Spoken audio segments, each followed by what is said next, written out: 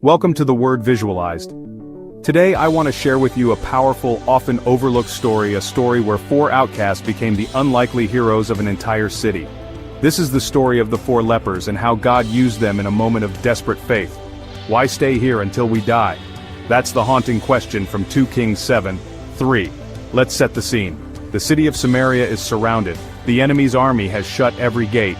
Inside the walls there's famine, fear, and hopelessness. People are starving, losing hope with every passing day. And outside those same walls, four lepers sit alone, rejected, forgotten. They have nowhere to go, and nothing left to lose. These men look at each other and ask the defining question, why stay here until we die? If we go into the city, we'll only die of famine. If we stay here, we die anyway. Let's go to the enemy camp. If they let us live, great. If they kill us, we were going to die anyway. So as the sun sets, they get up and walk slowly, painfully, toward the Aramean army's camp. They don't know it, but with every step, desperation is turning into destiny. When they arrive, they find something unbelievable. The camp is empty. Tents flap in the wind, fires burn low. Food and treasure are everywhere, but not a single enemy in sight. God had sent the sound of a mighty army into the night, terrifying the Arameans and sending them running for their lives. All that was left behind was provision enough to feed a starving city. The lepers eat, they drink, they gather up silver, gold, and new clothes. But then, they stop. Their conscience speaks. What we're doing is not right.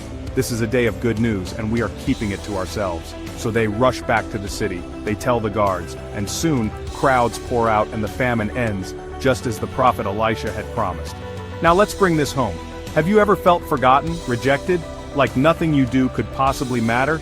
These lepers were outcasts, completely overlooked by everyone else, but God used them.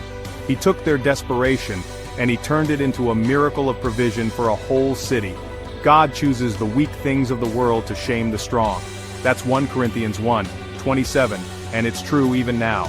Sometimes the answer to a desperate situation is just one bold step away, one act of faith, and the willingness to share hope when you find it. No one is too broken for God to use. No situation is too desperate for God to redeem. If you feel like you're on the outside, remember the four lepers.